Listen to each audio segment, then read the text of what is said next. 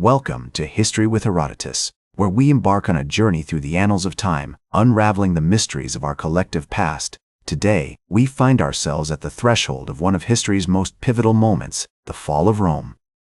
This epical event, which would shake the foundations of Western civilization, is a tale of grandeur and decay, of power and corruption, of human folly and the inexorable march of time. It was an era of unparalleled prosperity, when Roman legions marched triumphant from the misty shores of Britain to the scorching deserts of Egypt, leaving in their wake a trail of conquest and cultural assimilation. To understand the events that would ultimately lead to the fall of Rome, we must first delve into the formative years of the empire, when the seeds of greatness were sown. It was during the reign of Augustus Caesar, the first emperor of Rome, that the city began its ascent to unparalleled heights of power and sophistication. Augustus, a master statesman and strategist, brought stability and peace to a war-torn Italy, establishing the Principate, a system of government that would endure for centuries. As we navigate the complexities of Roman history, we find ourselves in the midst of a tapestry woven from threads of politics, culture, and human ambition. The Pax Romana, or Roman peace, which characterized the reigns of emperors like Trajan and Hadrian, was an era of relative tranquility marked by significant advances in law, architecture, and engineering. The construction of roads, aqueducts, and public buildings, such as the Pantheon and the Colosseum, testifies to the ingenuity and craftsmanship of Roman engineers. However, beneath the surface of this grandeur, subtle currents of decay were already stirring. The empire's vast territories, stretching from the Atlantic to the Euphrates, posed significant challenges to governance and defense. The burden of maintaining a massive military apparatus, coupled with the corrupting influence of power and the growing disparity between rich and poor, began to erode the foundations of Roman society. As we move forward in time, we encounter the reign of Commodus, a ruler whose extravagance and megalomania would prove disastrous for the empire. His ascension to the throne marked the beginning of a period of instability, as the once mighty legions began to falter and the imperial system started to show signs of strain. The year 80 CE, which saw the death of Marcus Aurelius, the last of the 5 good emperors, marks a significant turning point in our narrative. The succession of Commodus, his son, would usher in an era of turmoil as the empire faced numerous challenges, both internal and external. The pressures of barbarian invasions, economic troubles, and administrative corruption would eventually converge to create a perfect storm that would threaten the very survival of Rome. As the empire teetered on the brink of collapse, the reign of Commodus gave way to a period of civil war and succession crises, with various generals and politicians vying for control of the throne. One such figure was Septimius Severus, a skilled military leader who rose to power in 193 CE and managed to stabilize the empire, at least temporarily. However, his death in 211 CE sparked another round of power struggles, which ultimately led to the accession of Elagabalus, a young and eccentric emperor whose reign was marked by bizarre religious rituals and rampant corruption. The year 235 CE saw the rise of Maximinus Thrax, a Thracian soldier who became the first emperor to be chosen solely for his military prowess. His reign was short-lived, as he faced opposition from the Senate and the people of Rome, who were increasingly disillusioned with the empire's leadership. The subsequent period, known as the Crisis of the 3rd century, was characterized by a dizzying array of emperors, each with their own claims to power and legitimacy. As the empire careened from one crisis to another, external pressures began to mount, with barbarian tribes like the Goths and Vandals launching repeated incursions into Roman territory. In 251 CE, the empire suffered a devastating blow when the Gothic king Tiniva defeated and killed the emperor Decius at the Battle of Abritus. This disaster was followed by a series of plagues and economic troubles, which further weakened the empire's infrastructure and institutions. As the situation grew more desperate, emperors like Gallienus and Aurelian struggled to maintain order, often resorting to draconian measures to quell dissent and rebellion.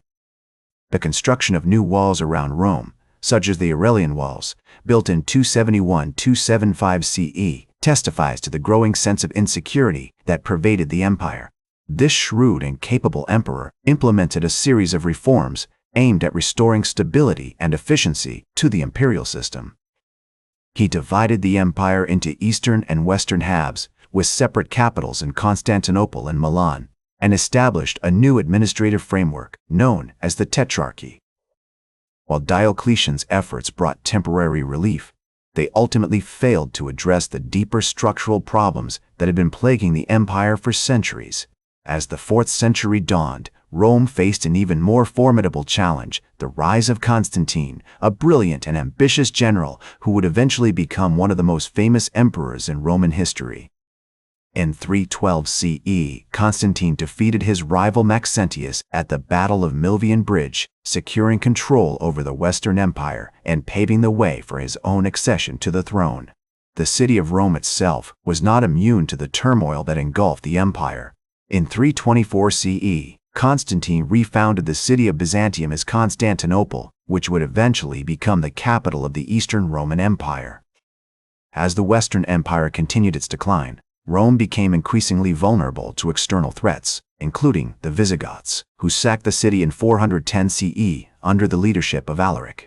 This traumatic event sent shockwaves throughout the empire, leading the historian St. C. Jerome to lament, "The city which had taken the whole world was itself taken." The Western Empire would stumble on for several more decades, but its fate was all but sealed.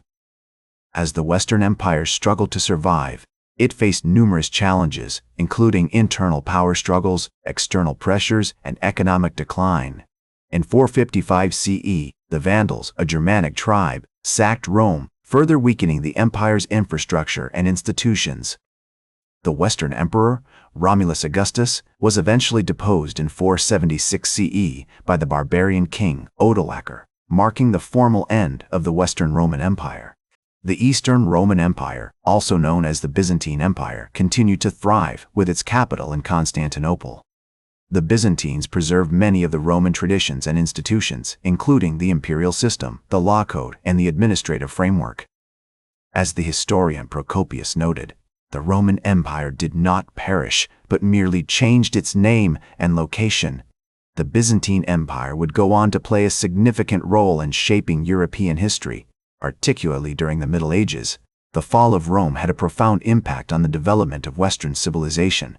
It marked the end of a unified, centralized authority and paved the way for the rise of feudalism, a decentralized system of governance characterized by local lords and vassals. The collapse of the Roman Empire also led to a decline in trade, commerce, and cultural exchange, which would take centuries to recover from. As the historian Edward Gibbon observed, "The decline and fall of the Roman Empire is a story of human error, of follies and crimes, of calamities and disasters. Yet, despite its tragic conclusion, the legacy of Rome continues to inspire and influence contemporary society." The Roman Empire's achievements in law, architecture, engineering, and governance remain unparalleled, and its cultural heritage can be seen in the many languages, literatures, and art forms that have been shaped by Roman civilization. Today, the fall of Rome is remembered as a cautionary tale about the dangers of complacency, corruption, and external threats. It serves as a reminder of the importance of responsible leadership, effective governance, and the need for constant vigilance in the face of adversity. The fall of Rome's lasting impact can be seen in the many institutions, ideas, and values that have been shaped by Roman civilization. As we look to the future, it is essential that we continue to learn from the triumphs and tragedies of the past, including the fall of Rome, in order to build a better world for generations to come. That's all for today's History with Herodotus. Remember to like, share, and subscribe, and until next time, remember that to understand the present, we must first understand the past.